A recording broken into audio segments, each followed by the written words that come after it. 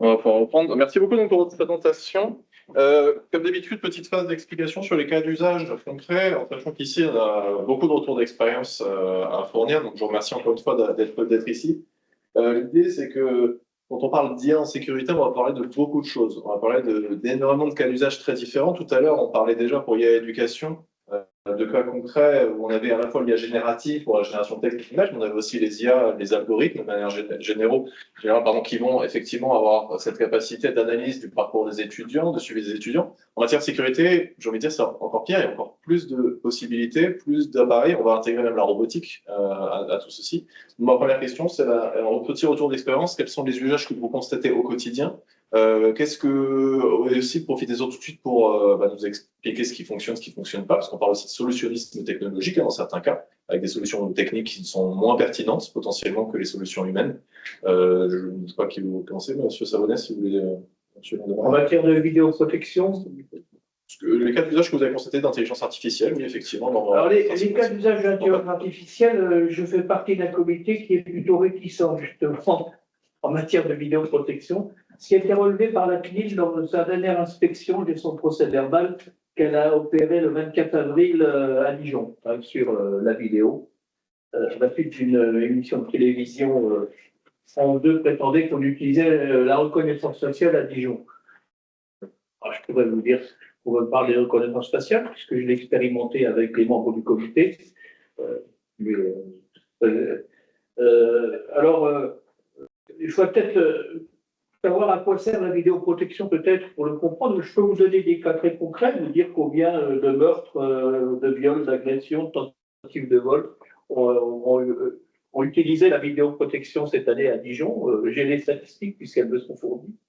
Alors, il faut savoir que la vidéoprotection, déjà dans le Code de la sécurité intérieure, est définie comme un système automatique de collecte et de traitement d'informations personnelles, de données personnelles, ce qui fait rentrer la vidéoprotection dans le cadre de la loi du 6 janvier 78.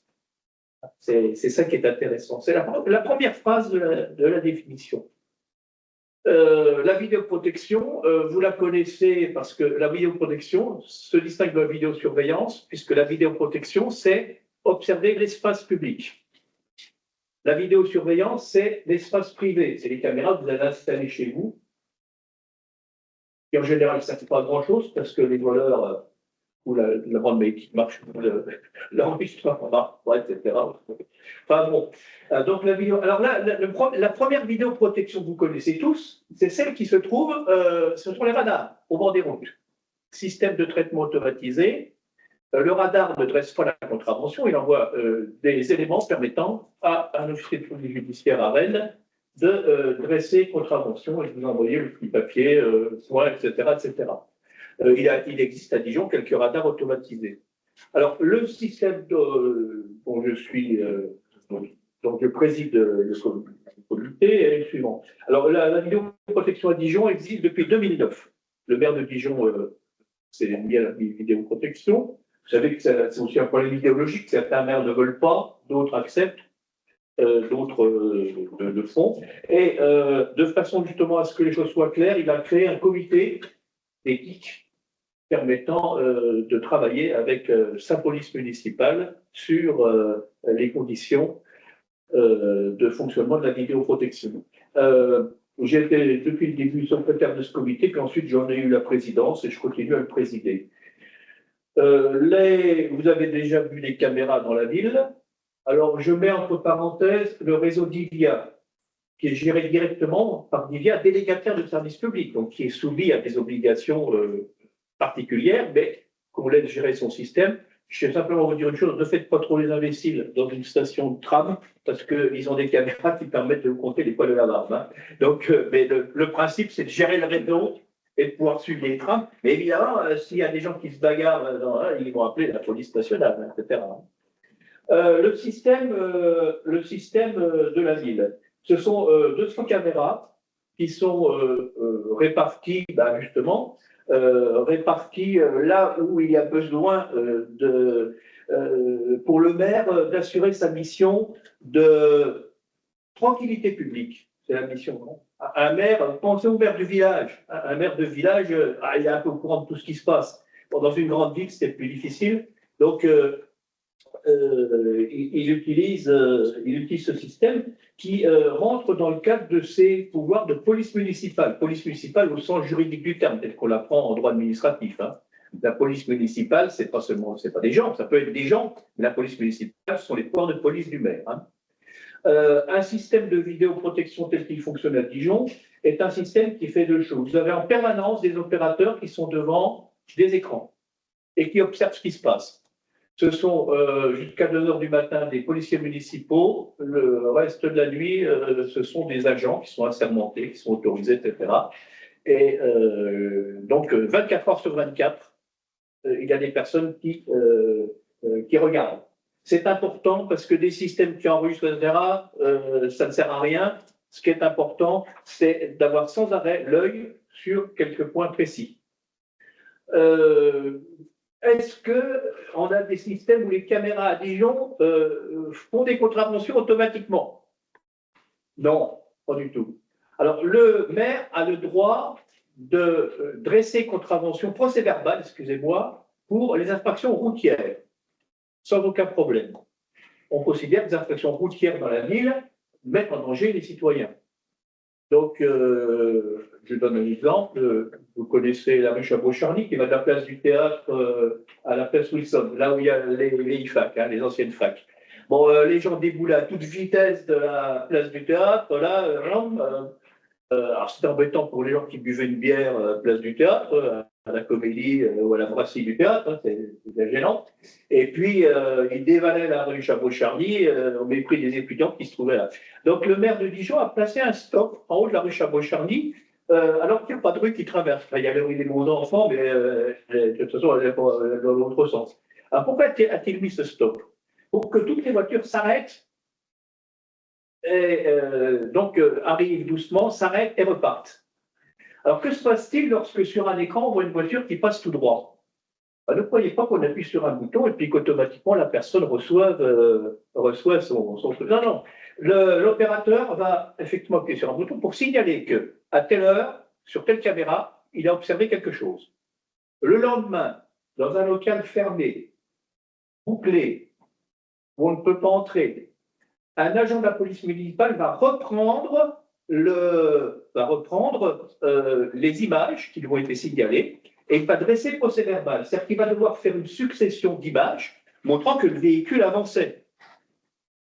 La plaque d'immatriculation, et une fois qu'il a fait ce procès-verbal, eh bien, il y a transmission, pareil, au Centre national de traitement des infractions routières, etc. Alors, est-ce que c'est utile, selon ce que je vais citer le cas du stop que le maire a mis pour la sécurité des citoyens?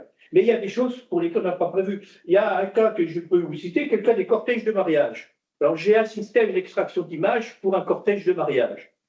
Donc, vous avez déjà quelqu'un qui roule un peu bizarrement, série de photos, plaque d'immatriculation. Ah, déjà, il y a un truc bizarre, c'est qu'il a ouvert sa portière. Ça c'est conduite dangereuse, conduite maison. Ah, ça vaut déjà une amende. Ensuite, il est là comme ça, avec la main qui sort. Il a un smartphone. Un smartphone en conduisant, c'est une deuxième amende. Hein. Ensuite, son smartphone, on s'aperçoit qu'il est fait parce qu'il y a deux copains qui sont sur le toit de la voiture. Donc, ça fait 2 amendes pour non-port de la ceinture de sécurité sur le véhicule. Alors, vous savez, je ne sais pas, c'était dans le CAF se rebiffe, Gabin disait le placard, les années de placard, le butin ça se divise, le placard ça s'accumule. C'est vrai pour les amendes. Et quand vous avez donc conduite dangereuse, smartphone, 2 personnes qui, ça peut faire dans les 600 à 700 euros d'amende. Hein. Donc c'est très dissuasif. Hein. Le but, c'est un peu d'éduquer les citoyens à ne pas faire trop de sottises. Voilà. C'est la tranquillité publique. Oui. Là, pour la bonne compréhension de justement des spectateurs, là, on est sur du contrôle humain. Oui. Dans quelle mesure, du coup, intervient l'intelligence artificielle sur ces mesures de sécurité? Alors, l'intelligence artificielle, pour l'instant, nous sommes très réticents à son usage. Elle a été expérimentée pour les Jeux Olympiques. J'ai reçu en comité le sénateur Jérôme Durin, qui est co-auteur d'un rapport du Sénat sur la biométrie. C'est un sénateur du coin de Saône-et-Loire, et puis en plus, il vient à Dijon au conseil régional. Donc, il peut faire un tour pour venir nous parler. Il fait partie du comité d'évaluation des Jeux olympiques. Jusqu'à présent, ils n'ont pas trouvé de choses pertinentes sur ce qu'on appelle la vidéo algorithmique. C'est-à-dire, alors qu'est-ce que c'est que la vidéo algorithmique? Je vous précise, c'est pas de la reconnaissance faciale, ce sont des systèmes, j'ai vu fonctionner ça. Vous avez une foule, et le système va être capable de repérer une anomalie dans la foule. Hein. Par exemple, ce qu'on appelle le maraudage, quelqu'un qui reste immobile. Hein. Quelqu'un qui reste immobile dans la foule, et on peut le considérer comme suspect, c'est-à-dire envoyer une patrouille pour un peu pour que cette personne ne bouge pas dans la foule. Il s'agit donc d'analyse de masse. Là où il y a trop de bruit pour que l'œil humain puisse voir, le système permet de voir. Ceci étant, pour les Jeux olympiques, je voudrais savoir si ça a été utile. Parce qu'il y a une chose qu'il faut savoir, c'est que les caméras, à elles seules, ne servent pas, ne permettent pas à elles seules de le faire. Je cite le cas du stop de la rue Chabot-Charny parce que c'est justement un cas où là, la caméra est l'usage unique pour repérer la personne. Ceci dit, un policier qui patrouille et qui voit la chose peut également dresser, etc. Mais en général, c'est un ensemble, la sécurité. Les caméras font partie de l'ensemble. Et moi, je n'ai pas la preuve pour les Jeux olympiques actuellement que les caméras, le système de vidéo augmentée, etc., a été utile. Hein. On ne l'a pas du tout. Moi, je pense que, moi, personnellement, je pense que c'est plutôt la présence policière, le fait qu'il y ait beaucoup de personnes qui a évité ça. Hein. Mais le risque, et je passerai, je vais beaucoup parler. J'ai des réponses. Oui, mais le risque, c'est quand j'entends le ministre de l'Intérieur dire finalement, l'expérience des Jeux olympiques n'a pas été si mal que ça, on pourrait l'étendre sur toute la France. Vous savez que c'est une expérience qui a été autorisée avec restriction par la CNIL, hein, c'est usage de l'IA. La CNIL a même limité dans le temps, parce qu'on voulait que ça dure jusqu'en 2025, elle l'a limité à 2024. Ça a été réutilisé la semaine dernière, je crois, pour le match de foot France-Israël hein, aussi. Mais il n'est pas du tout démontré que ce ne sont pas les 4000 policiers qui ont fait le truc et que l'IA là-dedans ne servait pas à grand-chose. Alors, je vous passe la parole. Oui, je comprends. Je trouve que c'est pour revenir sur la question de la sécurité. Oui. Vous en avez parlé, effectivement. Alors, je vais rebondir vraiment sur les illustrations, sur les questions. J'ai quelques chiffres peut-être et début de réponse sur la partie vidéo intelligente. C'est pas, je me fais là le représentant du groupe SNCF. Nous, côté altamétrie, les drones, les quelques illustrations tout à l'heure, on n'utilise pas de vidéo intelligente. Mais évidemment, le groupe, dans le cadre des expérimentations pendant les Jeux olympiques, a utilisé des caméras intelligentes. Les caméras intelligentes, c'est des logiciels qui sont connectés aux données des caméras. Oui, qui analysent les images. Exactement, qui analysent les images en temps réel. Ce n'est pas du post-traitement, c'est vraiment du direct. On a un logiciel qui va traiter un certain nombre de sujets. Les slides, celle-ci, la précédente, c'est une société française qui s'appelle la société 22, qui fait de la vidéo intelligente. Et là, typiquement, c'est l'exemple que vous citiez. On voit des temps de stationnement, on a une foule en haut à droite qui est là, des publics qui stationnent depuis un petit moment. On a des déplacements, on peut en bas, on a de la reconnaissance d'objets. Voilà, on a une IA qui va reconnaître un vélo, qui va reconnaître des choses abandonnées, qui a des objets non identifiés qui peuvent stationner.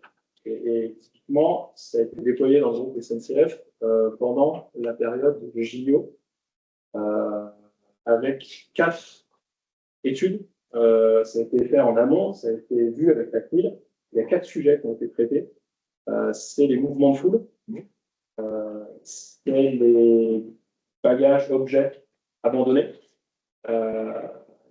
c'est sur une petite je pense, c'est les intrusions. Ouais, et c'est la densité de personnes. Donc, c'est les 4 sujets qui étaient soumis au logiciel pendant la période de JO. Sur la région parisienne, c'était 300 caméras qui étaient équipées dans les différentes gares et les différents lieux stratégiques. En tout cas, dans le contexte SNCF uniquement, c'est pas 300 caméras. Je peux peut-être vous poser une question.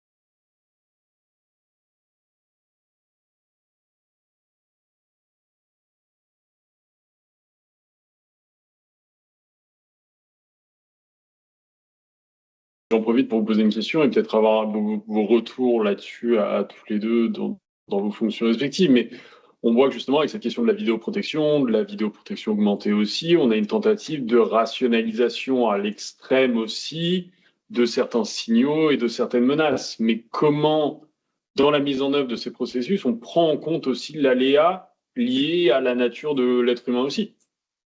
Est-ce que ça devient une composante à part entière de ces systèmes d'intelligence artificielle ou est-ce que c'est de toute manière quelque chose qu'on est obligé d'écarter et de laisser de côté? Moi, je dirais que ça pourrait être utile. Je prends le cas de Dijon. Quels sont les cas où cela pourrait être éventuellement utile? J'en vois deux. Le concert de rentrée, où il y a où la ville est complètement, des milliers, 50 000, 60 000, et puis la fête de la musique. Mais vous savez qu'il y a d'autres mesures qui sont prises, notamment depuis, depuis Nice. Vous avez 2000 caméras qui n'ont rien vu, qui n'ont pas vu le camion qui pendant 3 jours s'entraînait. Donc ça prouve que c'est un très mauvais usage du système. Mais vous savez que la ville, on bloque toutes les issues par des camions, etc.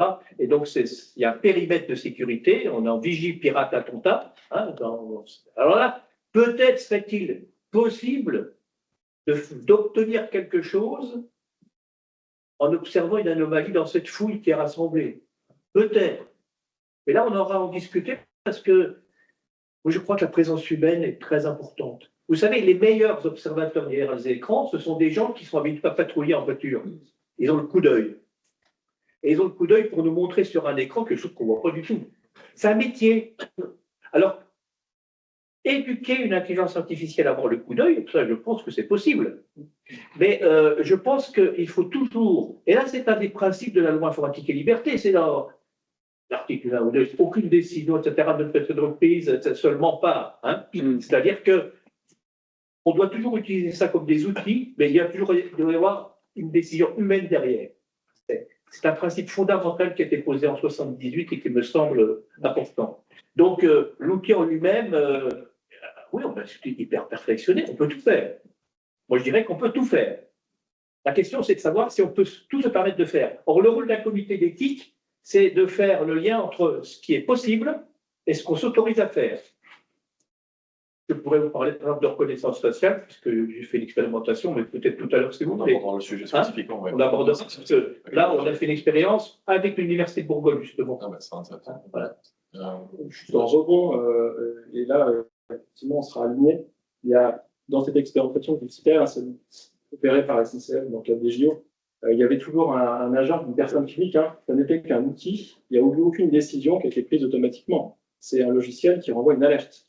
Et cette alerte, après, il y a un agent assermenté qui est habilité à consulter les vidéos, qui va aller regarder ce qui se passe, l'objet de l'alerte, et qui va lui prendre une décision humaine, avec une patrouille humaine, où on va aller lever un doute. Le doute peut être levé dès la vidéo, en fait. Oui, une nouvelle fois, juste un personnage.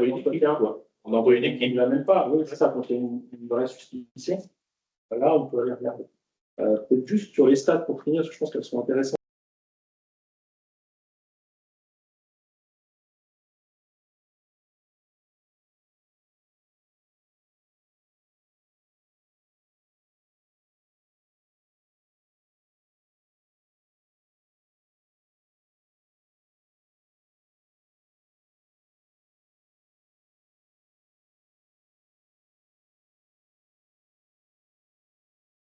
Pour le Stade de France dans les JO, effectivement, c'était très bien géré. Il y avait beaucoup de transports en commun, il y avait beaucoup de RER, il y avait des films qui stationnaient, mais il n'y a pas eu de mouvement de foule pendant ces JO. C'était une grande réussite, et du coup, le logiciel, on avait fait zéro. C'est bon sur celui-ci. Les densités de personnes elles-mêmes, là où elles ont été regardées et vérifiées, parce qu'il y a des densités normales et il y a des densités anormales. La densité normale, c'est pouvoir accéder au RER B à une sortie de Stade de France, c'est une densité normale. Là, on va plutôt essayer de détecter le mouvement de foule. Il y en a eu que 5 sur la période des JO, des densités dites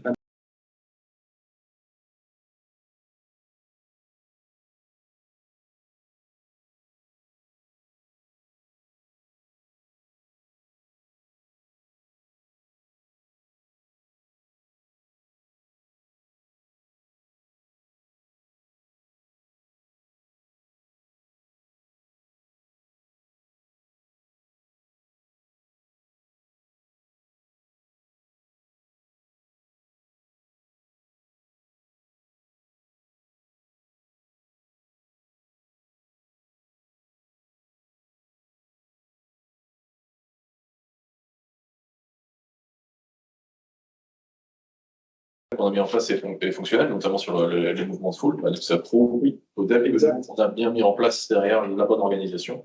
Ne rien détecter, c'est aussi une bonne idée. L'ensemble a été bien organisé. On a mis les hommes qu'il fallait, je crois, c'était ça.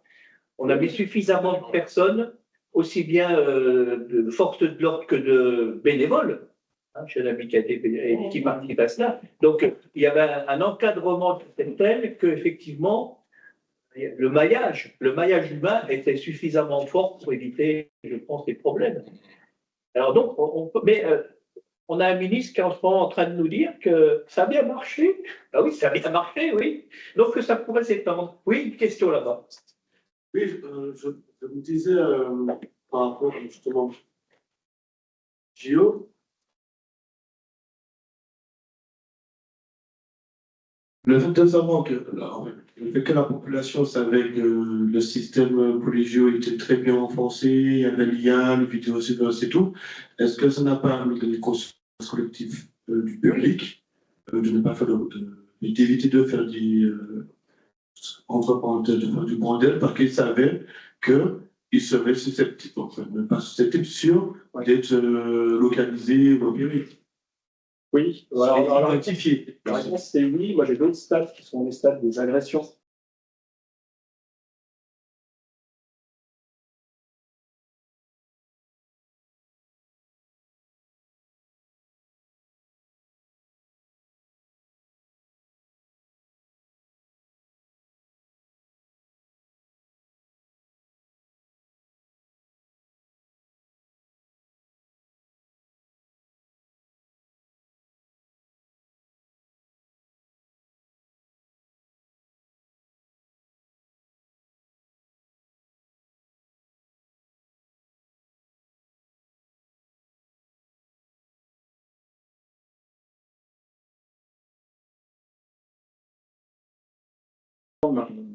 Donc, tout ce dispositif a contribué à, de façon certaine, les statistiques. Bon, on ne sait pas quelle est la partie du dispositif qui a été la plus efficace, hein. C'était peut-être la présence humaine, etc.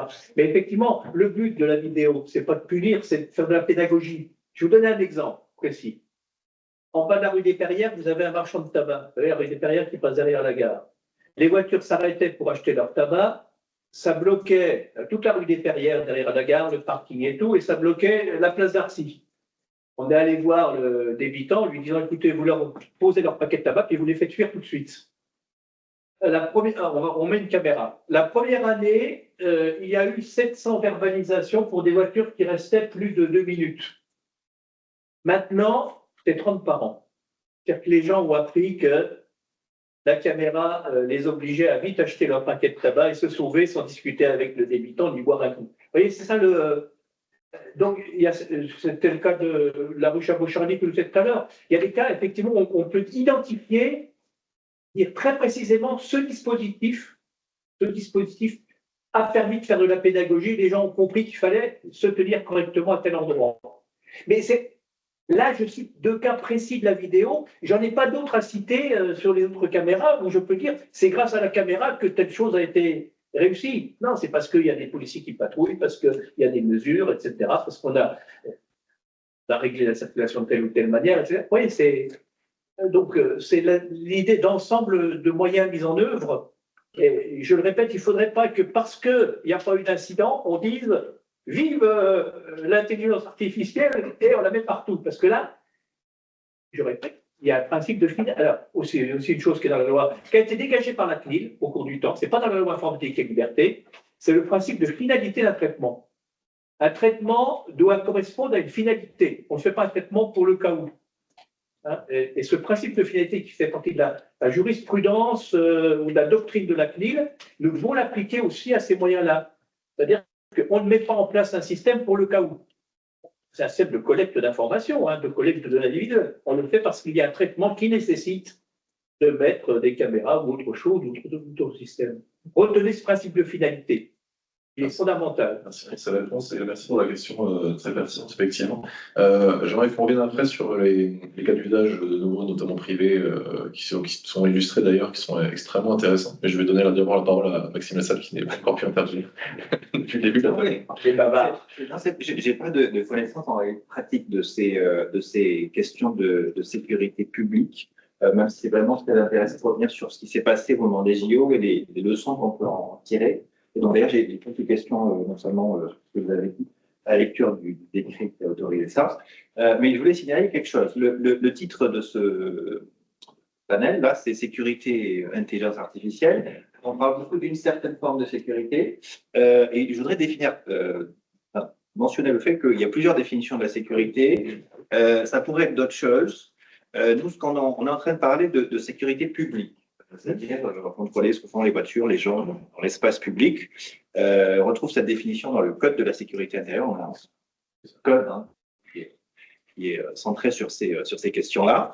Je lis notamment le premier article de ce code. L'État a le devoir d'assurer la sécurité en veillant sur l'ensemble du territoire de la République, à la défense des institutions et des intérêts nationaux, au respect des lois, au maintien de la paix et de l'ordre public, à la protection des personnes et des biens. Donc ici, il s'agit bien d'assurer la loi et la protection des personnes et des biens.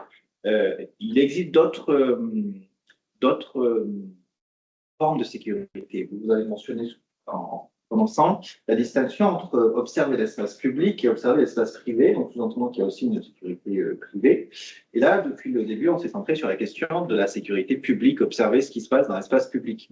Il y a d'autres espaces qui font l'objet d'observation, de surveillance. Je pense à l'espace numérique, enfin, ce qui se fait sur les réseaux sociaux peut aussi faire l'objet d'une surveillance basée sur des outils d'intelligence.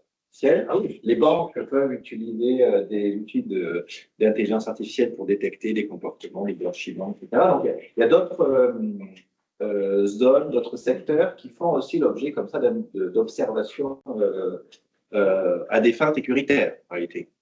Mais je suis d'accord avec ce que vous dites, c'est vraiment passionnant de faire le bilan de ce qui s'est fait ces derniers mois. Mais donc, il faut remettre ça dans son contexte. C'est une conception particulière de la sécurité par des autorités publiques et à des fins de contrôle de ce qui se passe dans des espaces identifiés. Donc, c'est ça qui est intéressant dans ce débat. Je voulais juste mentionner qu'il y avait ces différents espaces-là.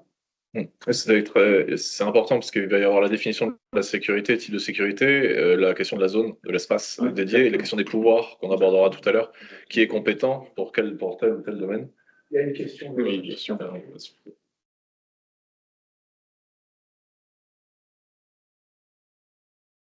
Je voudrais juste partager une petite observation. J'ai eu la chance de travailler dans 2 sociétés dans ce domaine.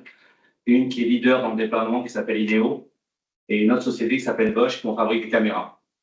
Donc, je voudrais justement préciser, il y a plusieurs niveaux quand on va parler de l'IA finalement dans les... On faisait de l'IVA. On a toujours fait de l'IVA, l'intelligence, des algorithmes qu'on mettait dans les caméras. Depuis de longues années, on en mettait dedans. C'est pas problématique. Aujourd'hui, aller à un objet abandonné, un recoupement de foule, c'est pas vrai. Mais là où c'est problématique, c'est qu'on commence à faire du tracking, on commence à suivre une personne et identifier cette personne. Et là, on peut aller très loin parce que je peux capter votre image, vous rentrez dans un parking souterrain, vous ressortez à un autre endroit, on recapte votre image, et là, ça commence à toucher la liberté individuelle. Et c'est un peu le problème qu'il y a eu avec l'IA, et notamment la reconnaissance faciale. C'est là où il y a eu le problème. Et au niveau des JO, effectivement, l'IA n'a pas résolu le problème parce que finalement, qu'est-ce qu'elle a fait? Elle a identifié certaines personnes qui étaient... Mais on avait d'autres outils, on avait d'autres moyens. Et le terme de la finalité, c'est que peut-être, effectivement, c'est un outil qui était disproportionné pour la finalité. Les personnes qui arrivent, il suffit d'être en gare, des personnes en gare. Il y a des services qui sont déjà présents, qui peuvent très bien, justement, éviter ce type d'intrusion dans la liberté personnelle. Ensuite, il faut aussi comprendre comment fonctionne. Parce que c'est très bien, on va mettre des caméras, on va mettre des algorithmes. Puis on prend une ville comme Nice, vous avez cité, 1200 caméras, 6 opérateurs pour regarder les caméras. 1200 caméras, 1200 écrans. C'est-à-dire qu'aujourd'hui, impossible pour un humain de pouvoir faire. Alors, qu'est-ce qui se passe? C'est que les caméras tournent par cycle de 8 secondes. Vous avez une idée? C'est des cercles de 8 secondes. Et donc, la caméra, il faut qu'au moment où il y a l'incivilité, que la caméra soit située au bon endroit. C'est pour ça que c'est très difficile de pouvoir, quand il y a un incident, de pouvoir remonter et suivre qu'est-ce qui s'est passé. Alors après, on va faire ce qu'on appelle de la relecture. Donc, on va enregistrer, puis on va commencer à regarder les images. On va essayer de croiser les images. Et là, effectivement, c'est un travail très suivi parce qu'on va perdre des fois d'images, on va essayer de retrouver une image, on va essayer de retrouver, et c'est très compliqué. Alors là, l'IA est intéressante parce qu'elle va permettre de retrouver des objets, des personnes, et on a un bel exemple sur un cas d'usage qui était quelqu'un qui rentrait dans un bâtiment public, on a fait l'information, on sait qu'il avait un pull rouge, et là, effectivement, on a pu rechercher qui avait volé en retrouvant le pull rouge et en faisant des croisements d'images. Donc là, effectivement, l'IA a son sens, on revient comment elle va être utilisée. Et après, derrière tout ça, c'est aussi, pour les collectivités, mettre de l'image, c'est des flux vidéo. Donc, des flux vidéo, c'est du stockage. Et là, si je commence à mettre beaucoup de caméras avec là, je vais commencer à avoir mes serveurs ça coûte cher. Qui vont coûter très, très cher. Et ça commence à être problématique. Alors, il y a des technologies qui existent, sans citer la marque pour laquelle je travaille, mais qui vont permettre juste de transférer tout ce qu'il y a dans l'image. Néanmoins, ça coûte très cher à mettre en place et c'est vraiment très, très compliqué après à la réutilisation. Donc, voilà les observations. Et aujourd'hui, par contre, ce qu'on s'aperçoit, c'est que l'IA, il y a 36 façons de tromper un IA. Donc, un activiste qui serait recherché par de l'IA, il saura comment tromper l'IA et ne pas être donné. Je prends un exemple, on a fait ça pour le Palais Princier à Monaco, avec un IA à 90% de reconnaissance pour la reconnaissance faciale. Et bien, une dame qui arrivait avec des talons sur le parvis, et bien, l'IA ne la reconnaissait pas. Pourquoi? Parce qu'en marchant sur les talons, elle a tendance à baisser la tête. Et donc, l'IA, il faut qu'il y ait un certain angle pour être reconnu. Sans compter qu'il va y avoir des effets de contre-jour au niveau de la captation de l'image. Et donc, on va créer des faux positifs et on va créer encore plus de problèmes aux services de sécurité en leur disant attention, il y a tel ou tel risque. Finalement, il n'y a pas ce risque. Voilà, je vous dirai comment on peut procéder. Mais je vous dirai quand même. Il y a une question derrière, mais je vais répondre à votre question. On finit sur ce qui a été dit, après on repasse. Ah ben d'accord. Alors, sur ce qui a été dit, passer une personne, ce n'est pas le rôle de la police municipale. Cependant, alors j'ai un cas de viol, ça s'est produit cette année, dans les statistiques qui sont données, plein de Grangier, un viol. L'opérateur se rend compte quelque chose d'anormal. Il arrive à suivre la personne qui a commis le viol. Je ne vous donne pas la suite. Il va dans une rue, il y avait une autre caméra, et puis finit par rentrer, etc. Donc il est repéré, arrêté, etc. Mais l'opérateur a eu l'idée de suivre, mais l'opérateur n'a pas de pouvoir de police judiciaire, etc. Il a été, on considère que c'est un témoignage.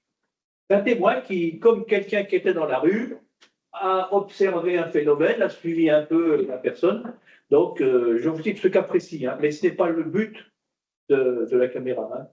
Alors, sur la caméra qui est toujours orientée du mauvais côté, maintenant, on met des caméras tourelles, c'est 4 caméras.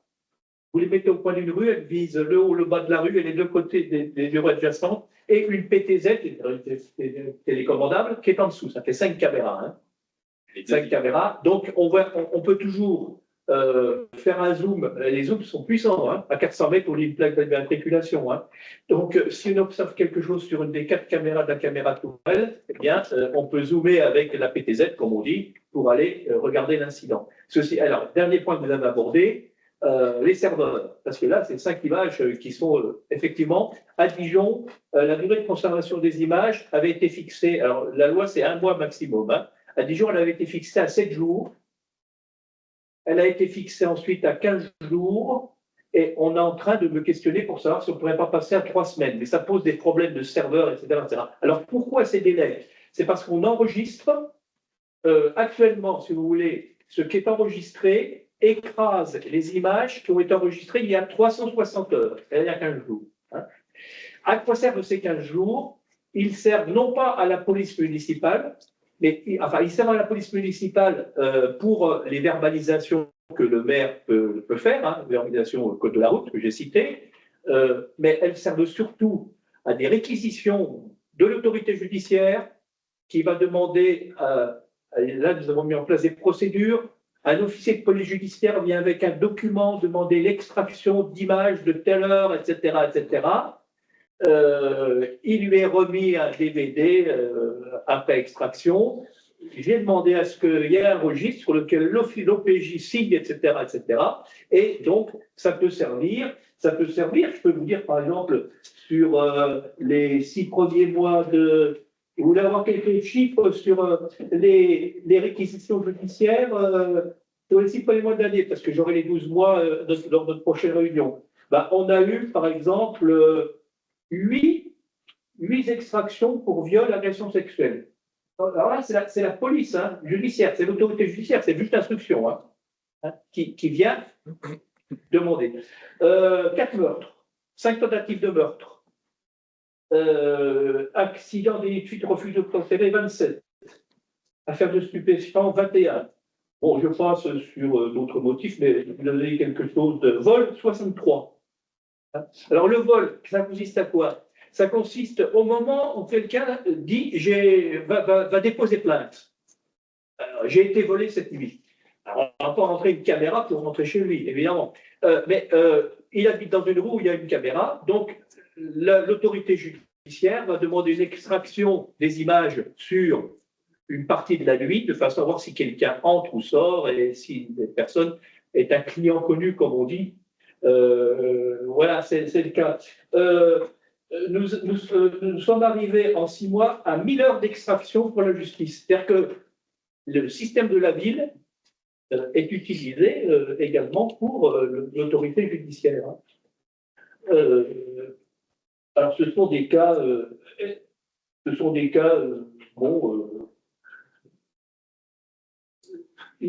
c'est maintenant un outil qui, au moment où la vidéoprotection a été mise en place, n'était pas connu de la police, n'était pas connu des bibliothécaires, et il a fallu leur apprendre qu'ils pouvaient les utiliser. C'est vrai que c'est de la relecture, pardon. C'est de la relecture, en fait. On ne va pas toucher l'IA, on va réutiliser les bandes et on va faire de la relecture. Voilà. Alors actuellement, Je vais laisser plus de Maxime. on me demande 3 semaines, on m'interroge sur 3 semaines, parce que ça coûte l'ensemble de la justice. Il est arrivé qu'au moment où la réquisition judiciaire arrivait, les images avaient été effacées. C'est simplement. Oui, si je peux me permettre de réagir, là, ce débat-là, finalement, c'est l'utilisation a posteriori de collecte d'informations qui ont une autre finalité. Il y avait une autre finalité. Donc, c'est un usage secondaire de données qui sont collectées.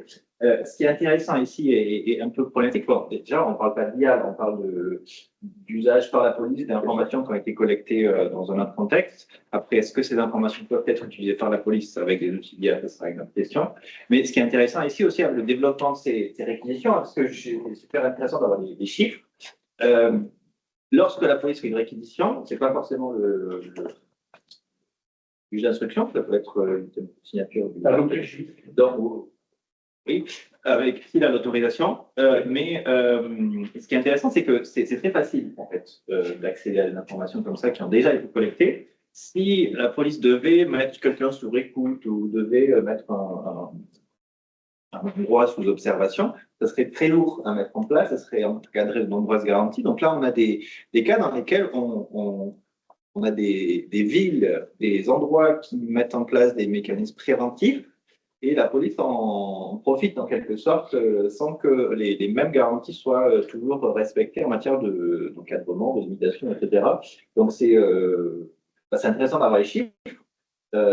Et donc ça montre quand même que lorsqu'on a une utilisation d'outils de surveillance à des fins préventives, de détection et de protection de la sécurité, ça peut être utilisé dans d'autres contextes. Donc ça peut avoir un effet secondaire. Et donc ça, c'est quand même intéressant. Et si on en revient à l'IA, ici, les mécanismes qui ont été mis en place à Paris, ce n'était pas pour détecter des infractions.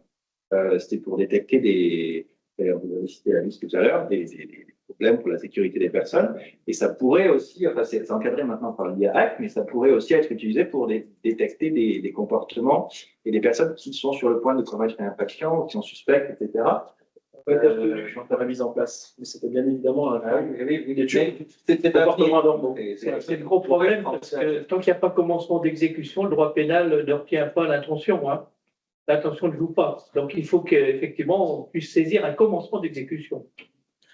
On va aller sur juste une autre thématique, mais je crois qu'il y avait peut-être une question juste avant. Après, il y aura une autre, on va tirer sur un nouveau thème. Vous m'avez répondu à la question, mais c'était définir en fait par rapport à l'expérience qu'il y a eu au JO. Aujourd'hui, on sait tous que toutes les manifestations, enfin, les grosses manifestations qui sont à Paris, entraînent des casses ou des choses là. Donc, je me disais, pourquoi pas, par rapport à cette expérience, de définir des parcours dont il y a tout ce système de sécurité, des parcours pour que les manifestants puissent passer, et ça permettrait justement, avec l'ensemble des technologies que vous avez proposées, de pouvoir détecter les casseurs et procéder à des nouveaux judiciaires. Cette liste, c'est un autre niveau. Le préfet peut, alors, soit avec accord du maire, soit dans le cadre d'un contrat local de sécurité, demander à la police nationale de prendre en main le système de vidéo pour des cas extrêmes, violence, attentats, terrorisme, manifestation avec casse, etc. Et c'est ce qui se passe à Dijon, c'est-à-dire que, et là, j'ai voulu qu'il y ait des procédures de réquisition qui soient formalisées.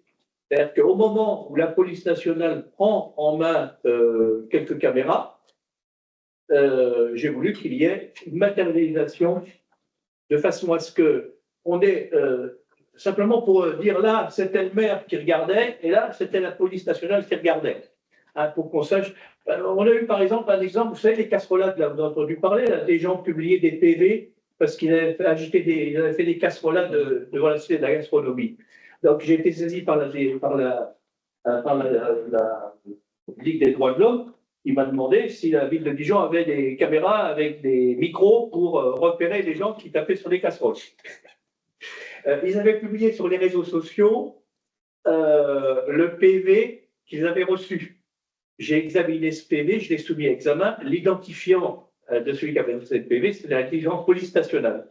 Je ne sais pas comment la police nationale a fait pour faire cela. Certains ont dit que c'était les caméras. Moi, à mon avis, non. Les caméras n'étaient pas réquisitionnées. En revanche, je pense que c'était simplement un policier qui était sur place et qui a reconnu ses clients, quoi. C'est-à-dire qu'il l'a fait sans interpellation des personnes. Voilà. Et vous voyez, on a effectivement ce genre de cas parce qu'on peut se voir mis en cause par 3 personnes qui en fait sont connues, comme on dit, des services de police.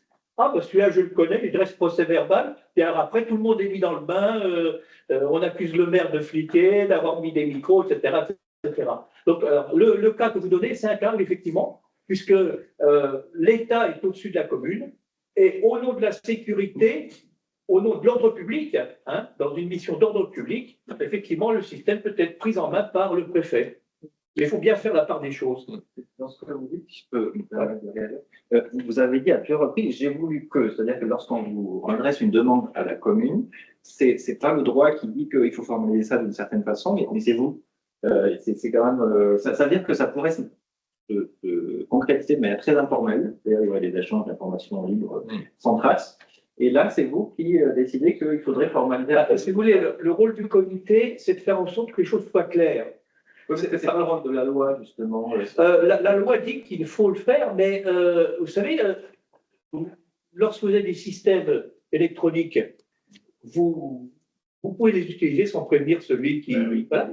Et moi, là, simplement, le policier municipal s'aperçoit que la police nationale va prendre le contrôle d'une partie des caméras. Mais moi, j'aime pas ça. Je veux qu'on prévienne avant et qu'on dise j'arrête le contrôle, parce qu'on n'est plus dans le même système juridique. Dans un cas, on est dans les compétences municipales du maire pour la protection des citoyens. Dans l'autre, on est dans l'ordre public, État, violence, attentat, terrorisme, etc. Il faut bien distinguer les choses. L'outil, il est utilisé par tout le monde. Et les conditions à respecter pour savoir. Voilà. Et quand je dis j'ai voulu que, c'est parce qu'effectivement, j'ai soumis le problème au comité. Oui, je peux dire j'avais soumis le problème. C'est la question des garde-fous. C'est vraiment les garde-fous au sens de bien respecter la législation qu'il y a derrière.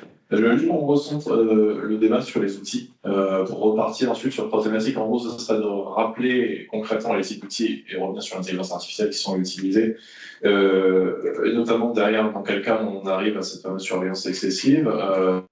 Et dernière question, on viendra sur la partie de l'éthique. Alors, l'éthique en général, sur à quelle place à l'éthique sur ces questions-là, revenir évidemment sur l'expérience du comité d'éthique, hein, M. Zavet. D'abord, peut-être Élie quelqu'un sur concrètement les outils qui sont quand même très nombreux, très spécifiques et avec quelles limitations qui vont avec. Oui, oui, je peux faire un bon, et puis peut-être je peux partager quelques slides.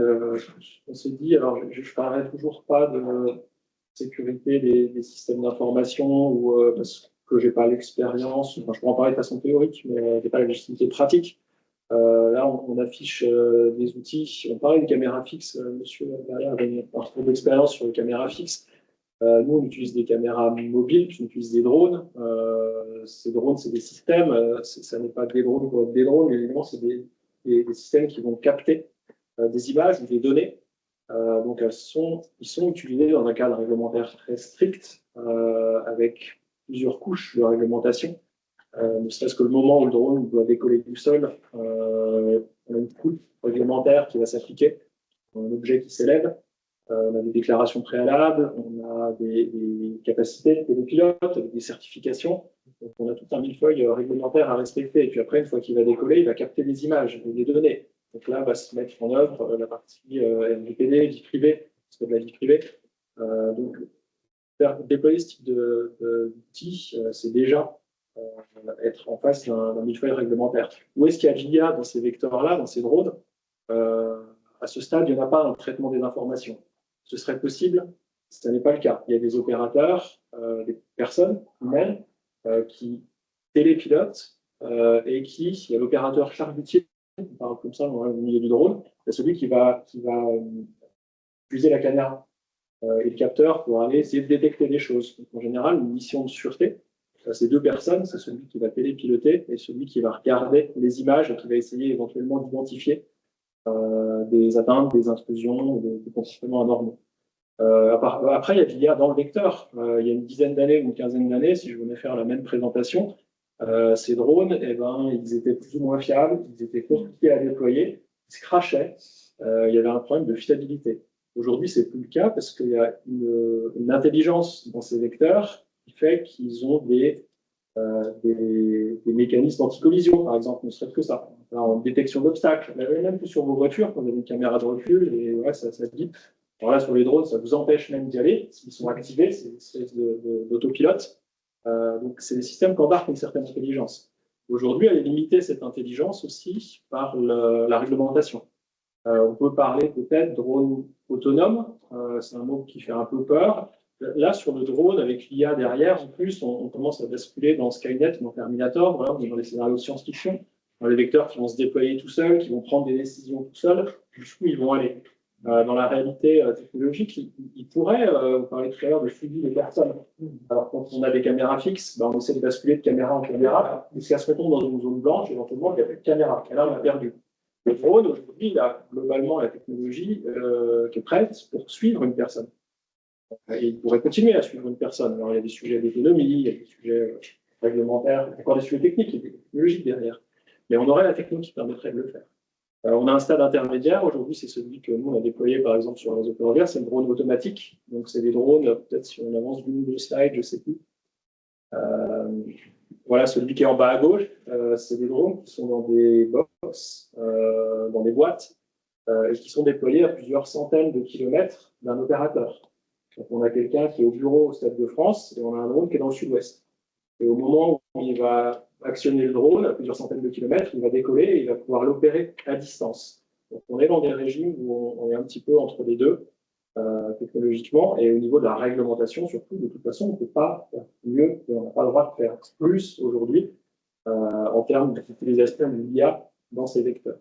Juste pour dire, la distinction autonome et automatisée, juste pour être sûr que tout le monde a bien oui, l'automatique, il va avoir une partie qui est effectivement automatisée dans ta trajectoire de vol, par exemple. Donc, ce drone-là, il a été déployé sur un nœud ferroviaire, c'est des lieux un peu stratégiques, et il a été déployé pour une finalité, qui est la finalité de surveillance de la faune. Alors, on essayait de voir sur ce nœud ferroviaire stratégique, il y a beaucoup d'animaux, qu'est-ce qu'il y en avait dans le secteur. Donc, en fait, ce drone, il a ce système, il a une journée de travail qui est prédéfinie, avec des rondes qui sont définies de façon régulière et des plans de vol qui sont définis. L'opérateur qui est au bureau, il se contente juste de manœuvrer la caméra pour essayer d'aller identifier des choses. Donc, il y a toujours l'œil humain, tout le reste a été automatisé. Pas d'IA dans la caméra.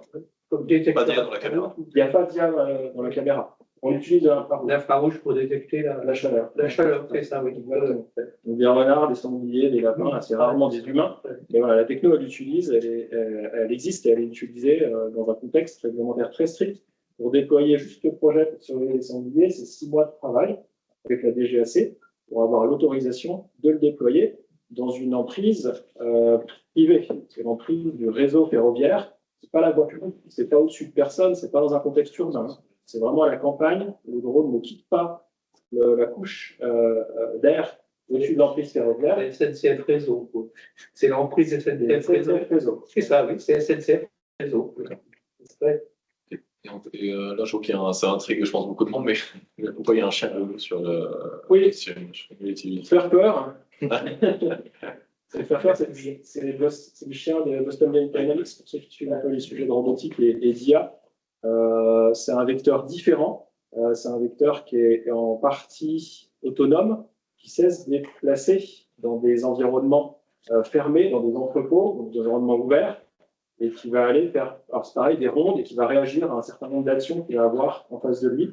Nous, on l'a testé, on l'a pas retenu. Pas de raison qui serait comment à expliquer. Mais en tout cas, c'est des vecteurs qui existent. Voilà, on parle de robotique.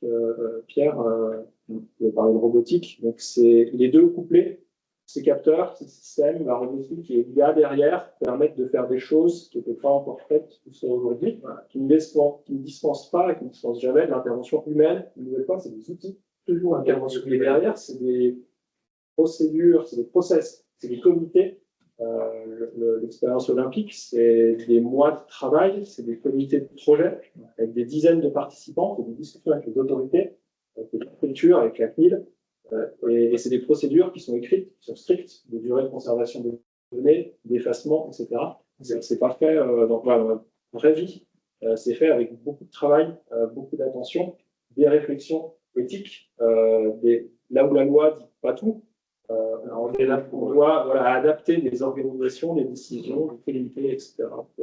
Juste que ça m'a intrigué sur ces outils-là. Est-ce qu'il y a quand même des pressions de certaines entités pour qu'elles-mêmes puissent avoir accès à ces outils, aux informations, aux données? Il y a les officiels et les normales. On disait tout à l'heure, où la gendarmerie ou les autorités compétentes, en tout cas, viennent saisir parfois des données et des enregistrements. On a peut-être, je ne sais pas, sur la slide d'après, peut-être, ou celle d'après.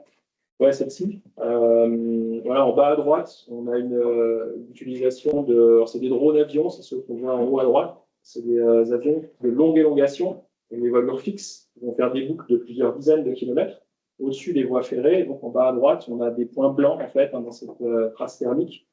Et ça, c'est des intrusions, c'est des personnes le long des voies. Il se trouve que là, c'était à côté d'une centrale thermique. Donc, c'était un lieu un peu stratégique.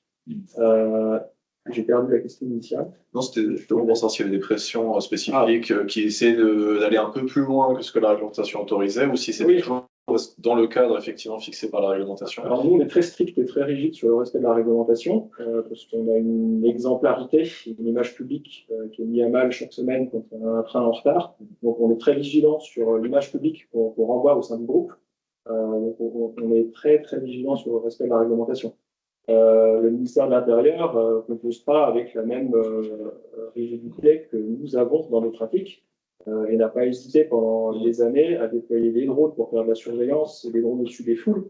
Nous, on ne se permettrait même pas de surveiller une personne, eux surveillaient des foules et faisaient de la vidéo protection aéroportée, là où il y avait un vide juridique. Nous, on ne serait jamais permis d'aller. On fait de la vidéosurveillance au-dessus de nos infrastructures, on n'a pas sur les stades publics. Je me permets juste de poser la question parce que justement, je pensais à l'événement de cet été avec les attaques du réseau qui c'est souvent à situation exceptionnelle, mesure exceptionnelle, et certaines personnes auraient pu profiter de ces événements-là pour dire bon, allez-y, déployer des drones. Voilà.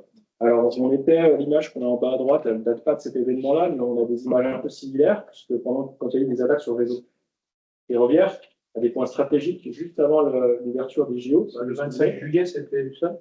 Exactement, ouais. Alors, nous, on volait au-dessus d'un site. Donc, on avait des images, elles ont été saisies, on nous a demandé ce qu'on avait vu. Ces images, pour info, quand on fait ces vidéos-là, on les active On parlait de stockage tout à l'heure, du stockage. On peut-être l'enregistrement que quand il y a une activité. On vole pendant des heures, on n'enregistre pas des vidéos de rien, de sangliers pendant des heures. Par contre, la majorité du temps, c'est des sangliers, donc on va pas se mentir. Mais parfois, voilà, il y a des personnes humaines sur les infrastructures. Ce qu'on vous a demandé derrière, c'est de réagir très vite pour augmenter le dispositif. Dans les heures qu'on suivit, on a travaillé avec les ministères concernés pour augmenter la couverture de vol des infrastructures ferroviaires, là où il y avait des nœuds stratégiques, là où on n'était pas présent, là où il y avait des attaques, on n'était pas au-dessus. Donc on a déployé plus de moyens. On a déployé des moyens dans le respect de la réglementation. On a obtenu les autorisations préfectorales, les accords de la DGAC. On n'est pas allé dans les endroits où on n'avait pas le droit de voler. Donc on l'a fait dans le respect du cadre réglementaire. Mais oui, il y a eu des pressions très fortes à ce moment-là. Dans le contexte géo, on déploie plus de moyens. Dans le respect de la réglementation, mais plus de moyens. Mais alors du coup, si tu te posais la question de savoir, est-ce qu'il y a eu des pressions extérieures sur cette société pour accéder à des images? Mais est-ce qu'à l'inverse, il y a un accompagnement aussi extérieur, notamment la CNIL? Est-ce qu'il y a des discussions qui sont mises en place, sur quoi elle porte, quel est le type d'accompagnement qui est mis en œuvre, etc., etc. Quelle est la forme de collaboration, en fait, entre cette autorité administrative et Il y en a, je citais pour la vidéo intelligente, elle a été faite en concertation avec la CNIL. On a des référents dans différentes administrations, différents ministères. On a une ligne avec la DGSI pour échanger, recevoir ou apporter des signalements. On a des différents comités. Il y a un conseil pour les drones civils, pour l'usage des drones. Donc, c'est une autorité de travail. Il y a des commissions de travail avec la CNIL, avec le ministère, avec les entreprises référentes, avec les associations professionnelles, les petits et puis les gros. Il y a un certain nombre de discussions, de lieux de discussion et d'associations des autorités compétentes. Est-ce que l'accompagnement est estimé suffisant? Est-ce qu'on pourra faire plus? De mon point de vue, il est suffisant. Bonne nouvelle. Et la CNIL contrôle quand elle le juge utile. Mène une investigation par surprise. À condition de trouver la bonne adresse, parce que le 24 avril à Lyon, ils n'ont pas trouvé la bonne adresse. Et ils se sont présentés au palais des États, on leur a dit non, il n'y a pas de. Alors, vous voyez, la direction de la police municipale dit non. Donc, le chef de la police municipale leur a appelé un taxi pour les emmener. Donc, il n'y avait plus tellement de surprises. Hein. Mais j'ai ici le dernier rapport de la CNIL, effectivement, enfin, le procès verbal qu'elle a adressé, effectivement, elle est très, très vigilante et elle accompagne. Elle a trouvé 2 caméras, dont une qui regardait un petit peu, parce que je n'ai pas dit les caméras, pour ne pas violer la vie privée, elles ont un système, elles sont paramétrées chacune avec un système de masquage dès qu'elles risquent de voir ce qui se passe sur une fenêtre, à travers une fenêtre, une porte, etc. Hein. Alors au départ, c'était des masques gris. Maintenant, c'est une pixelisation. Hein. Donc chaque caméra est paramétrée. Par exemple, la CNIL, on a trouvé 2 où il y avait un petit problème de paramétrage. On voyait un bout de balcon, par exemple. Donc elle a mis ça dans son rapport, etc. Donc il y a un accompagnement, une surveillance, mais en même temps, la CNIL s'intéresse à notre comité. Elle a demandé à en avoir les rapports pour savoir ce qu'on y faisait, etc. Donc, il y a vraiment, je pense qu'il y a un travail d'accompagnement, de collaboration, parce que je pense que nous avons tous conscience du fait qu'avec ces outils, on peut tout faire, et que seul le droit et une conscience citoyenne, qui normalement génère le droit par le vote, etc., peut limiter ces techniques. Si nous sommes dans une société qui bascule vers une société de surveillance, nous faisons comme en Chine, avec une note sociale. Vous traversez à côté d'un passage pour piétons, eh bien, vous avez votre note qui baisse, et puis à un moment, vous n'avez plus le droit de vote, et puis à un moment, vous êtes puni, etc.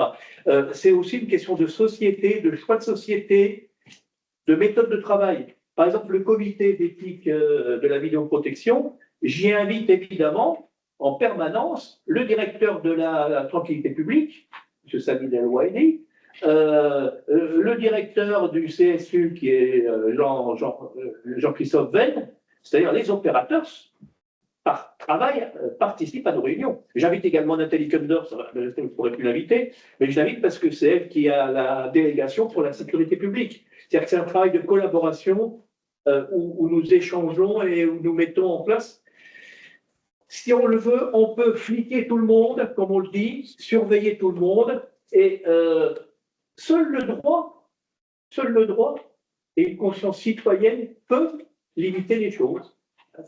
C'est un fait de société. Alors justement, j'ai une question, parce qu'il y a deux types de limitations. Enfin, pour l'application du droit et pour être sûr qu'au-delà de la réglementation pure et dure, on puisse respecter les droits fondamentaux, on avait la limitation dans les caméras qui va être une limitation technique, et là on en a deux ordres. On a la limitation dite algorithmique, qui on va avoir un algorithme de floutage, par exemple, qui peut potentiellement mal fonctionner, et on a la limitation plus matérielle.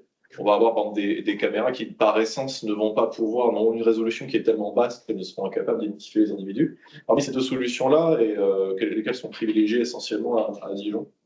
De toute façon, ce qui est cherché, c'est la précision, parce que pour relever une infraction routière, le ministère public rejette le procès-verbal s'il n'y a pas l'appel d'immatriculation.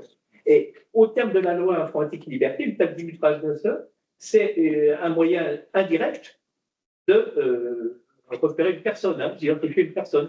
C'est souvent la vidéo qui est un peu le nerf de la guerre, l'identification de l'image, et on en parlait, je crois, une autre fois, c'est sur, du coup, on peut contourner en allant chercher d'autres biais, notamment le biais sonore, le biais sonore, et notamment, je crois qu'il y a effectivement des caméras qui ont été pensées, des systèmes actuellement qui sont pensés pour la détection de son, mais qui permettent, en partir du son, de déduire beaucoup de choses. Alors, je ne sais pas si c'était cette slide que je l'avais actionné.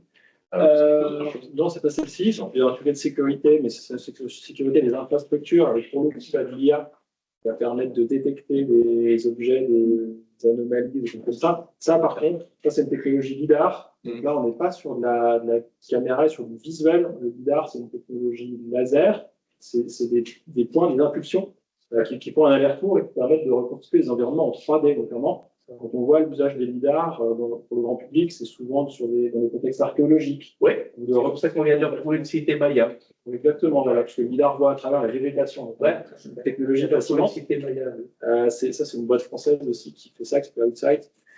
C'est Privacy by Design, si on parle RGPD. Ces technologies ne permettent pas d'identifier des personnes. Par contre, elles sont suffisantes quand vous voulez détecter de la concentration de foule, des mouvements de foule, quand vous voulez compter des personnes sur un quai ou à l'entrée d'un supermarché, d'un centre commercial. C'est des technologies qui sont parfaitement adaptées, elles ne sont pas dites intrusives. Et voilà, la technologie d'art, nous, à Thaïlande, c'est celle qu'on utilise le plus aujourd'hui en réalité. Des drones avec des caméras thermiques, les terras de données qu'on traite tous les jours, c'est des données lidar. Celles qu'on utilise le plus. Et elles sont bien et pratiques parce que elles ne sont pas intrusives.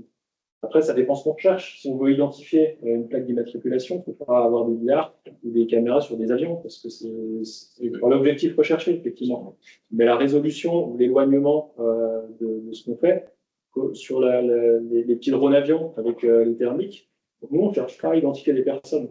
On n'a pas les technos et puis on n'en a pas l'intérêt. Ce qu'on veut juste identifier, c'est qu'il y a quelqu'un qui est rentré sur un site. Après, notre job il est terminé. On contacte les autorités compétentes, à commencer côté SNCF, qui voient avec les autorités locales et gendarmerie la plupart du temps ce qu'ils font et les actions qu'ils lancent. On a fini le travail, donc une caméra de mauvaise résolution ou qui ne sera pas capable d'identifier les personnes, ça suffit parce que c'est ce qu'on nous demande de faire. Et par ailleurs, à ce stade, c'est suffisant. Et on déploie pas la surabondance technologique en connectant des logiciels et des techniques dont on n'a pas besoin. Et j'ajouterais que c'est parce que les trottinettes électriques ne sont pas immatriculées qu'on ne peut rien faire avec la vidéoprotection. On observe des comportements, 2 personnes dessus ou pas de porte de casque et tout. Alors, s'il y a une patrouille dans le coin, la patrouille peut procéder à l'interpellation de la personne. En revanche, par la vidéo, bah oui, on voit, mais on n'a pas de moyen d'identification de la personne. Donc, si vous vous plaignez des trottinettes électriques parce qu'elles font n'importe quoi, demandez à ce qu'elles soient immatriculées. À ce moment-là, la vidéo pourra identifier le titulaire de la carte grise, etc. Et il y a beaucoup de cas qui me sont cités, d'accidents même qui ont lieu. 2 gamins sur une trottinette sans casque et qui se cassent la figure, ça fait 2 blessés graves, hein, au minimum. Là, parce qu'il ne faut pas oublier une chose, c'est que n'oubliez pas le mot protection. Il y a beaucoup d'interventions qui ne sont pas des interventions faites pour embêter les gens. quelqu'un se trouve mal dans la rue, s'il y a une caméra qui est en train de voir ça, elle va déclencher les secours. Hein, ou un incendie, un début de feu, un départ de feu. Boulevard Petit-Jean, il y avait un feu qui brûlait là, en face, là, de l'autre côté, ou un peu plus loin, c'est par là-bas. Il y avait un feu qui était. Des gens avaient déversé des trucs, avaient fichu le feu. Bon, il y a une caméra qui est restée pendant plusieurs heures sur ce coin pour voir si le feu ne s'étendait pas, quoi, avant de demander aux pompiers d'intervenir. Donc il y a plein de choses comme ça. J'ai un cas, alors, en situation de crise, à Dijon, c'est à Aoun-Dijon, hein, en situation de crise, c'est-à-dire quand le plan Vigipirate est activé, concert de rentrée ou fête de la musique. À ce moment-là, sont rassemblés dans un même lieu des agents de la vidéoprotection qui peuvent se faire déporter des images depuis le centre. J'y étais une fois, il y avait le préfet même, la police nationale, le SAMU, les pompiers. Et j'ai un cas à la dernière fête de la musique où quelqu'un s'est trouvé mal au milieu de la foule. La caméra visait et grâce à un téléphone portable, un opérateur, quelqu'un du SAMU qui était dans le centre, a donné les instructions pour faire les massages cardiaques à la personne. Donc la caméra a sauvé la vie de la personne, hein, le temps que les secours arrivent. Donc il ne faut pas oublier qu'il y a aussi toute cette c'est l'œil du maire. Le maire, il s'occupe un peu de tout ce qui se passe dans sa ville. C'est ça le truc. Hein. Il n'est pas là pour punir, quoi. Nous, quand on était gamin à la campagne, il avait un garde champêtre qui venait nous tirer les oreilles si on faisait un peu trop les...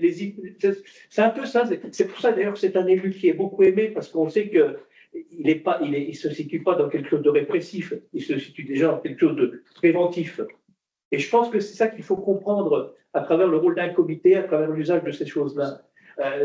Nous ne sommes pas dans une optique liberticide. Alors évidemment, les gens qui se comportent mal, il faut faire quelque chose, parce que s'ils tombent sous le coup d'infraction, oui, il faut faire quelque chose. Il est possible de faire quelque chose. Mais toujours dans l'idée, je dirais, d'assurer une bonne vie à ses concitoyens quotidiennement. Je pense que c'est un peu l'état d'esprit. Alors justement, c'est la dernière thématique que je pense aborder, c'était sur la question de la perception sociale, les policiers d'IA dans la société, mais juste avant, je vais éventuellement donner la parole à Bastien si jamais des éléments à rajouter sur tout ce qui a été dit. Sur le qui fait quoi, parce que bon, on a compris tout ce qui se passe à Dijon, mais vous avez mentionné à un moment que vous étiez en contact avec la DGSI. Mais ça veut dire que vous utilisez des mécanismes d'IA en dehors de ces cas-là, en dehors des cas que vous avez mentionnés là, qui sont. Parce que l'idée, c'est à Paris, avec les JO, on a mis en place des mécanismes d'IA par les autorités publiques, afin d'assurer la tranquillité publique. Vous utilisez des IA dans d'autres contextes, et vous pouvez être sollicité par les autorités publiques dans ce contexte-là. Donc, ça veut dire que concrètement, on a un décret là, qui encadre très strictement l'usage de l'IA des autorités publiques, mais en fait, il n'y a pas que ça. Mais vous êtes en surveillance, là. Ce n'est pas de la vidéoprotection, c'est de la vidéosurveillance. Ce n'est pas le même régime juridique. Oui, non, mais certes, parce que ça veut dire quand même qu'on a des mécanismes d'IA par des sociétés privées, en fait, qui sont mobilisées par des autorités publiques. Donc, c'est le même résultat, quoi. Donc là, on a un décret qui encadre beaucoup de faits. À un moment, vous dites que vous êtes en contact avec la DGSI. Qu'est-ce qu'ils vous donnent là, vous donne des noms, par exemple, puis vous donne des consignes précises sur tel endroit. Comment ça se passe, cette interaction? La DGSI va sensibiliser sur des périodes spécifiques. On a un accompagnement, parce qu'eux ont des infos auxquelles on n'a pas accès. Donc, ils viennent nous sensibiliser, nous demander si on a perçu des choses. On n'a pas de transmission d'infos à la DGSI concrète. Et non, on n'utilise pas d'IA dans de la vidéosurveillance, comme je le disais, on est au-dessus de l'emprise. Quand les autorités nous sollicitent, c'est des choses traditionnelles. On a fait de l'enregistrement traditionnel, mais sans utiliser d'IA derrière ou de vidéo intelligente. Vidéo intelligente, c'est vraiment dans le cadre des dispositions pendant la période JO. On n'en déploie pas et on n'utilise pas et on ne sait pas le faire d'ailleurs. On déploie l'IA, nous, après, sur nos technos, c'est sur les emprises, c'est sur les infrastructures. On va aller reconnaître des anomalies dans l'infrastructure On passe pour des choses. Et du coup, on échappe à cette réglementation-là. Il ne s'agit pas de liberté publique de personnes, mais plutôt d'arbres qui sont trop proches des voies. C'est des Vous avez montré tout à l'heure, Ouais, exactement. les rails. Ça va être des portes ouvertes dans des boîtes électriques. Ça, on utilise de l'IA pour détecter ça. Donc, on a un statut normal attendu d'un objet ferroviaire et quand on passe ou quand des trains passent avec des capteurs dessus, on sait, en utilisant des technologies d'IA qu'on a entraînées, reconnaître des anomalies dans le réseau. Mais c'était le cas aussi chez nous, en fait, quand on regarde s'il y a des objets abandonnés, pas des personnes, donc Exact. des éléments, donc qu'est-ce qu'il y a différent? Parce que vous dites que vous utilisez l'IA à l'extérieur des cas précis, là, sur les infrastructures, et c'est quand même l'usage de l'IA dans des espaces publics, en fait. Même si c'est des infrastructures. C'était les JO, c'était les JO, c'est l'exception JO. Dans le lieu public, il y a infrastructure et infrastructure, c'est-à-dire que chez Gareco, une gare, c'est un lieu public au sens où le public y a accès. Donc vous êtes dans l'infrastructure ferroviaire, c'est-à-dire le long des voies, vous n'avez pas le droit de dire. Pour le coup, ce n'est pas un lieu qui est ouvert au public. Et le traitement est pour nous pas le même, du moins, au regard de l'expérimentation jouée pendant le moment. Le Code de la sécurité intérieure permet une situation intermédiaire. Il permet à des entreprises, des commerçants, de viser un petit peu la voie publique pour protéger l'entrée de leur commerce, etc. Un petit peu, pas trop.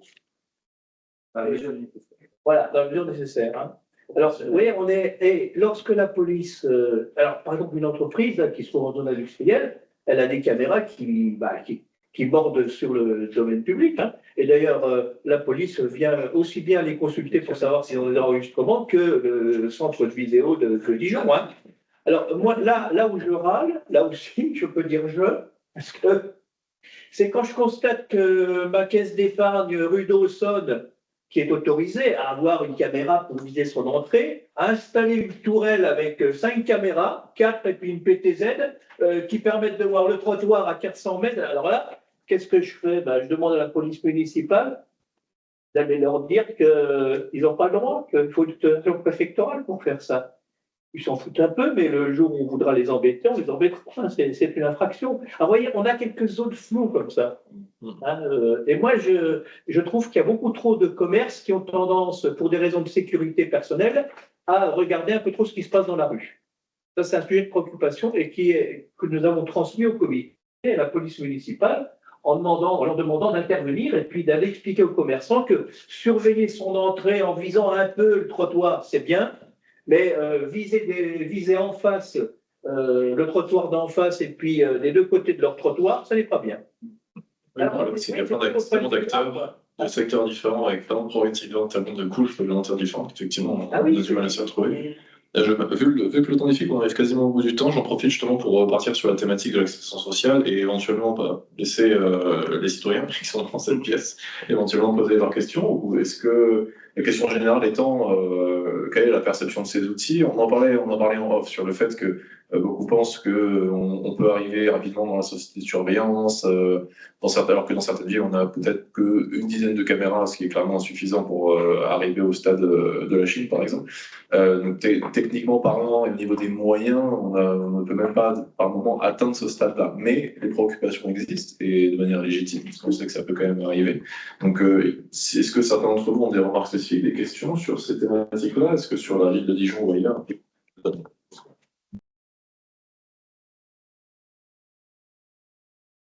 Bonjour, je suis Abdel Karat, j'ai fait mon mémoire sur la protection des données à caractère personnel. Du coup, le sujet, déjà, ça me rappelle un peu les débats qu'on a eu. Et en fait, la vidéosurveillance, c'était déjà un gros défi à l'époque. Mais le problème maintenant, c'est que c'est justement ça, c'est lié, l'IA.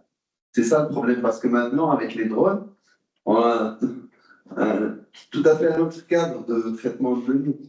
Il y a beaucoup plus d'autres possibilités de regrouper des données qu'avec la vidéosurveillance. Alors, si déjà la vidéosurveillance, elle a posé assez de problèmes, disons, de problématiques jurisprudentielles et d'application, et avec la CNIL, et maintenant on est à un stade où on a tout un tas de solutions qui ont déjà été proposées. On a avancé, c'est vrai, mais maintenant avec les drones, et quand on parle de drones autonomes, moi je me pose la question si un organisme public il utilise ce genre d'appareil pour des fins de justice et de sécurité, bien sûr, qui est tout à fait une finalité légitime, mais je rejoins un peu Monsieur Maxime sur les procédures de rétention et de traitement, de collecte, d'archivage, de finalité aussi, parce que la drone, c'est un peu le détournement de la loi de la vidéosurveillance.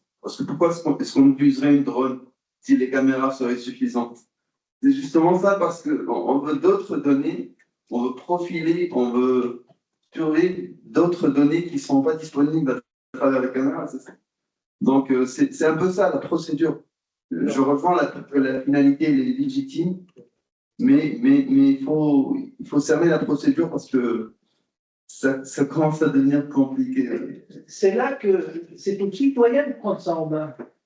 C'est la loi qui seule peut permettre d'éviter. Il faut savoir quelle société nous voulons. Une société ultra sécuritaire et liberticide, ou une société qui arrive à équilibrer les choses. C'est le problème. Aujourd'hui, les drones, il n'y a pas les environnements urbains. On n'a pas le droit de voler. Ils sont interdits, oui. C'est très limité sur déclaration, c'est un certain nombre d'autorisations et de garde-fous. Donc, on n'est pas la société des privés, parce qu'on n'a pas le droit d'y être, on n'a pas envie d'y être, notre personnel éthique, je n'ai pas envie d'y être non plus. Donc, pour l'instant, le socle, le dit Bernard à plusieurs reprises, la loi, elle protège pour l'instant ces libertés-là et ces grands sujets-là, alors que la techno pourrait le faire. Mais la loi ne l'autorise pas, et l'opinion, de toute façon, ne l'autorisera pas, pas prête. Certains cas d'usage de l'IA, parce que l'objectif supérieur de l'homme, une nouvelle fois, quand une personne qui fait un malaise, on sait que dans quelques secondes de l'intervention, donc si les caméras sont capables de détecter un malaise dans l'environnement urbain, dans un centre commercial ou autre, ça, globalement, l'opinion française, elle est favorable. Les enquêtes d'opinion, la première étape du déploiement du système de vidéo intelligente qui enquête les JO par un groupe SNCF, c'est une enquête d'opinion. C'est la première chose qui a été faite, une enquête d'opinion. Et elle a été faite aussi a posteriori, pour savoir ce que les gens en avaient pensé. À plus de 80%, globalement, les sondés étaient favorables avec les usages dont on a parlé, c'est-à-dire des mouvements de foule. On ne va pas faire de la reconnaissance faciale, du tracking de personnes, etc. Ce n'est pas l'objet. Donc, voilà, il y a des choses à maintenir, il y a un équilibre à maintenir, mais c'est l'opinion qui va diriger l'évolution. Et la société française est très réticente à la reconnaissance faciale, à tel point que les laboratoires qui travaillent achètent des images à l'étranger pour faire leurs expériences. Et nous avons fait l'expérience de reconnaissance faciale au sein du comité avec l'Université de Bourgogne, et j'ai vu la complexité pour réussir la reconnaissance faciale. Donc, il y a un laboratoire qui travaille en fac de sciences. J'ai signé l'autorisation à l'université pour me prendre en photo. Donc, ce laboratoire, avant d'expérimenter, et la reconnaissance faciale, ça consiste à quoi? Ça consiste à prendre de bonnes photos de quelqu'un, de bonnes images, pour faire un gabarit informatique, c'est-à-dire un produit informatique qui sera traitable. Prendre votre photo, par exemple, si je mets le masque du président de la République, ça va être lui qui va être reconnu, c'est pas vous. Et le laboratoire de Pierre Mouton, à la fac de sciences, travaille sur des images prises en infrarouge, sur 9 fréquences infrarouges. Donc, on peut grimacer, je ne sais pas quoi. Et alors, nous sommes livrés à cela. J'ai autorisé l'Université de Bourgogne, en cet établissement d'enseignement et de recherche situé là, à me prendre en photo. Oui, c'est encore UBFC. Maintenant, il faut enlever le FC, mais c'est UB tout court. Donc, lors de cette expérimentation, les membres du comité se sont prêtés à des prises de photos sous infrarouge, etc. Et ensuite, l'ordinateur a fabriqué un gabarit, et après, quand on passait devant la caméra, il y avait un signal vert qui s'allumait. Alors, la première fois, il y avait qu'avec moi que ça marchait, parce qu'on avait des trucs avant, je m'étais déjà fait prendre en photo. Et puis, je peux vous dire que tous les membres du comité, à commencer par Nathalie Kunders, qui sera lundi maire de Dijon, se sont prêtés au trombinoscope du laboratoire, mais en ayant signé une autorisation, etc. Ce que nous avons retenu de cette expérience que nous avons faite, c'est qu'effectivement, s'il n'y a pas un consentement social à ce système, ça ne marchera pas. Ceci étant, il suffit de modifier la loi pour que ça marche. Il suffit de dire que, par exemple, maintenant, pour une photo d'identité, eh bien, on ne procède plus à un simple flash en lumière ambiante, mais qu'on se met dans une cabine où on va vous prendre 9 photos dans l'infrarouge, etc. Il suffit de le préciser, de le dire, et ça y est. N'oubliez pas que dans reconnaissance faciale, il y a déjà connaissance. Pour reconnaître, il faut déjà avoir une base de données qui permette d'avoir le gabarit de tous les citoyens du pays. Alors, je vais reprendre la main. Ouais. C'était effectivement, je suis d'accord avec vous sur la plupart des thématiques, même si je rappelle quand même une chose, c'est qu'en situation de crise, situation exceptionnelle, l'opinion peut vite changer là-dessus. Je rappelle qu'il y a des citoyens européens qui se sont fait scanner l'iris par une société américaine privée pour 60 €. Donc, comme quoi. Tu peux le rapidement sur ton iPhone. C'est vrai. C'est l'application Note. Je pas d'iPhone, mais effectivement. On peut pas se dire dans une tablette active. C'est bien, vous me posez une dernière question. Alors, c'était plus une remarque en général qu'une question sur quelque chose qui, moi, m'a assez marqué sur le décalage qu'il y a dans les perceptions, justement, des systèmes d'intelligence artificielle et de la reconnaissance faciale dans l'espace public, etc., etc. Et de voir que j'ai l'impression que nous, en tant qu'enseignants-chercheurs en droit, on est presque protégés, on est presque par défaut contre ces systèmes et contre la progression de ces systèmes. Et de voir en posant assez systématiquement la question aux étudiants, et notamment aux étudiants à Nancy dans le master de droit public, que pour eux, en leur posant la question, c'est pas du tout quelque chose de choquant. Ce recours croissant à la technologie, et ce que nous, on qualifie de technosolutionnisme, pour eux, ce n'est pas quelque chose de choquant. C'est quelque chose qui, au contraire, suit l'évolution normale de la société. Et un argument, pour le coup, qui était, si on le met dans son contexte, est évidemment discutable, mais oui, mais aujourd'hui, la délinquance évolue et la délinquance se dématérialise. Donc pourquoi, techniquement, les services de police et de renseignement n'auraient pas non plus, eux aussi, recours aux mêmes technologies pour contrôler les délinquants? Voilà, je trouvais que ce décalage en fait, de perception qu'on peut avoir justement sur ces outils est assez intéressant. Et peut-être un chiffre pour finir, une devinette, un dernier chiffre, toujours sur des stats. À votre avis, combien il y a eu de demandes d'accès aux données dans le cadre du déploiement spécifique de la vidéo intelligente pendant les Jeux Olympiques? Dans le périmètre SNCF, une nouvelle fois, les 300 caméras dont on a parlé tout à l'heure, les semaines de JO, combien de demandes d'accès? La quadrature du net. Zéro, non? Ça peut. Une. Ouais. C'était la quadrature du net. Vous savez, on est dans le principe. La perception de l'opinion avec ce chiffre. Je vais vous dire. Il y a le principe, c'est si on n'a rien à se reprocher, on n'a pas de problème. Mais, sous l'occupation, on a fait un fichier racial. On n'avait rien à reprocher aux gens, mais on peut toujours avoir quelque chose à leur vouloir après. C'est d'ailleurs ça qui a inspiré la loi informatique et liberté sur les statistiques ethniques, etc., pour des collectes de données de ce genre-là. C'est le fichier des Juifs sous Pétain. Hein. Mais en 86, j'avais démonté mon Minitel, j'avais découvert qu'il y avait une mémoire et une pile dedans. Et un gars de France Télécom me dit si vous n'avez rien à vous reprocher, ça ne sert à rien. Alors j'ai saisi la CNIL, qui a poursuivi le directeur de France Télécom et qui a obligé à ce qu'on enlève toutes les piles et les mémoires qui étaient dans les Minitel. Ça peut paraître bizarre, parce qu'on a tellement de trucs qui nous tracent. En ce moment, Google sait où je suis, etc. Mais l'idée, si vous n'avez rien à vous reprocher, allez, braves gens, etc., c'est quelque chose qu'il faut rejeter, parce que ce qu'on ne vous reproche pas aujourd'hui, on peut vous le reprocher demain. Et si vous avez accepté aujourd'hui de laisser partir des informations, ces informations peuvent être utilisées, comme l'étoile jaune l'a été c'était une toile jaune frappée sur la carte d'identité, pas seulement portée, hein, comme elle l'a été après qu'on ait demandé aux gens d'aller se recenser comme ça, pour qu'on les connaisse, etc.